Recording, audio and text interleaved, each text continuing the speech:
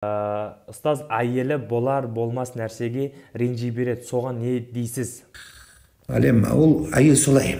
Айелге ақша бермей қойсаң, кішкене қаттырақ сөйлесең, ол мамасын сағынады, үйін сағынады, ол біреудің қызы еркелеп жүрген. Жараспайды маған. Сондықтан ол кетем деп айта береді. Сен әйелдің сөзін қуалама жаным. Кетем деген әйелмен ұрыспа. Жақсы сыйлық бер, жақсы сөз айт, соңын далаға шығып кет, жүріп қайтып келсең әйел уже успокоится. Кейбіреулер тұрып алып, не керек барасың, сен тойдың, сен семірдің, сен бүйте бересің, сен құтырдың деп онымен жағаласа берме. Сен еркексің ғой. Еркек адам әйелдің аңдымайды. Сен өзіңді аңда.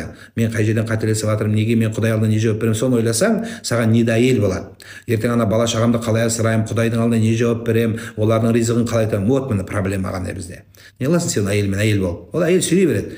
Мамасын сағынды, папасын сағынды, 4 күніне барып келеді. Сондықтан үндемей барғысы келіп жүр. Сен жібермей жатсың, бірге бармай жатсың, оның көңіліне шықпай жатсың. Анда-санда джентльмен болып есік ашушаң, онда қойдың қазір үйленгеннен кейін. Бәріміз солаймыз. Үйленгенше джентльмен болады бәрі. Үйленіп біткеннен кейін есікті ашпайды, өзі отырса отырады, келсе келеді, артқа да қарамайсың. Ол адам жан.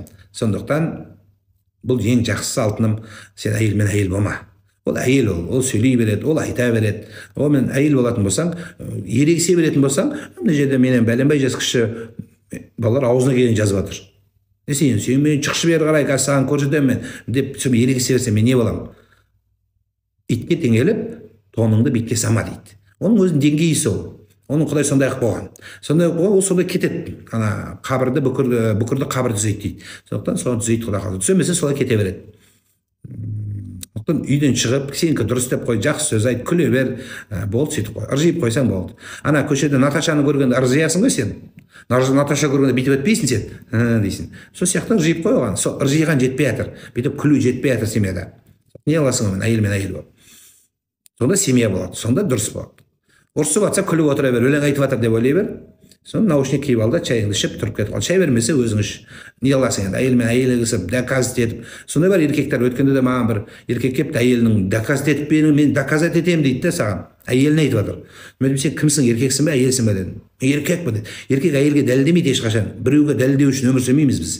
Біз өзіміз үшін өмір сүреміз. Бұл не сөз?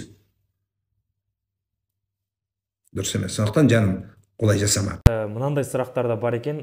Күйеуі 9 жыл болған екен, мәһірге айтқан затын алып бермеген. Не айтасыз сол туралы? Галя, айналайын, Ғалия, кешірші. Соны күшес жасашы, 9 жыл болып әйел болғаныңа. Сені бүйтіп бапалап, Галичка, га-га-га деп жүр ғой. Сондықтан сол га-га-гамен өмір сүре берші жаным. Керегі жоқ, тиіспеші өзі соған. Мақырым керек еді мен деп, алды, я Алла, мен Құдай үшін осын кешірдім дей сал. Оның бетіне айтпасың, кешірдім мен мақырымды деме.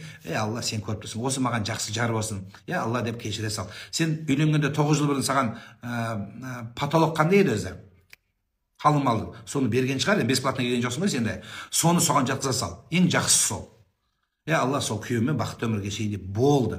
Менің мақырым келді деп бақытыңа бақыр кигізіп қоймасын. Сондықтан көрсетейін бе саған деп. Қой жаным, олай жасама. Осыны естіп аласыздар да, сіздер осы намаз туралы, дәрет туралы осыны естіп 9 жыл бойы есептемейсіздер? Мен дәретті дұрыс алмай жүр екем, дәрет алу қалай дұрыс болады? Мен Құдайға дұрыс жалынамай жүр екем, қалай соны түзетем деген сөз жоқ бізде. Бізде проблема жаңағы мақыр. Құранның Фатиха сүресін солай жаттап алсаңыз, керемет қылып оқысаңыз, бұл керемет дүние. Сосын мынандай бір сұрақ бар екен.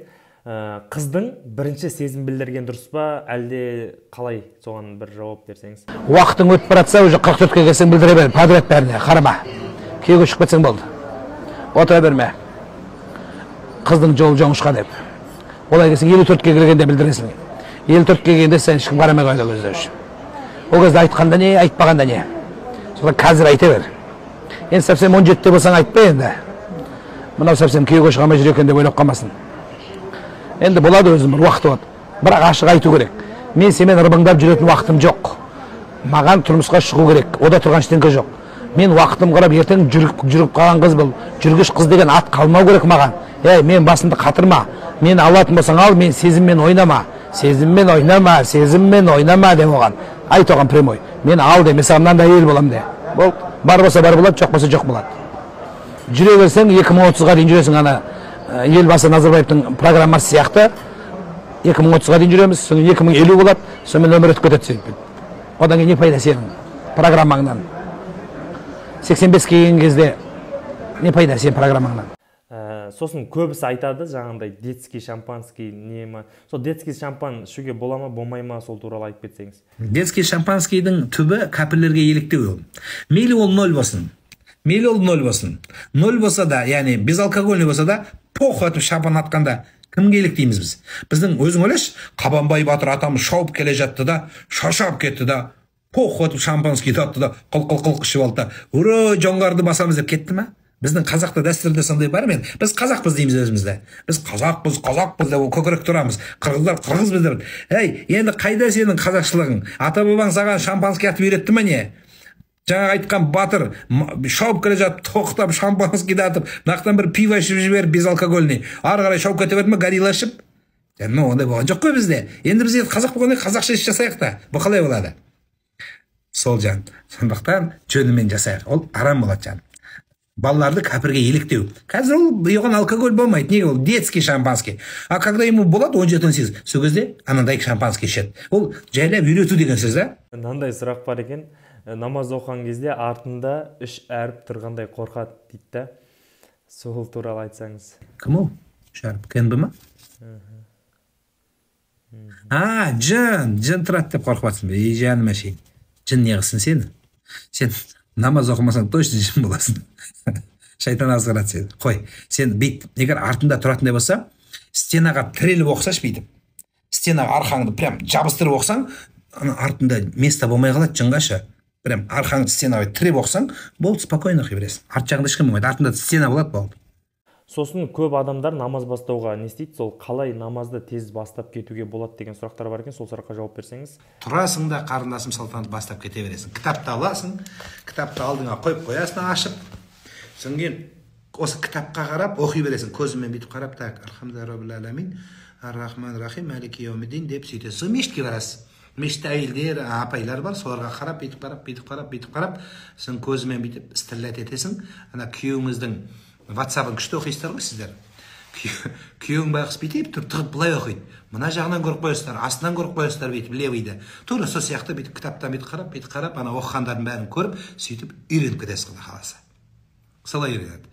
Ал енді жоқ, мен кейін 70-ке келгенде үйренемін деген, үйрене алмайсың. 70-ке келгенде миыңа кірмей қалады. 60-қа келгенде кірмей қалады. Құдай сол жасты нәсіп етсін. Бірақ ол кезде уже басқа проблема шығады. Сондықтан ардақтар жас кезінде көбірек. Құрметті достар, мен тек YouTube желісінде адамдар білмеген сұрақтардың жауабын білсін деген ниетте осындай форматта видеолар салып жатырмын. Баршаңыз түсіністікпен қарайсыздар деген ойдамын. Лайк басып, арнама тіркелуді ұмытпаңыздар.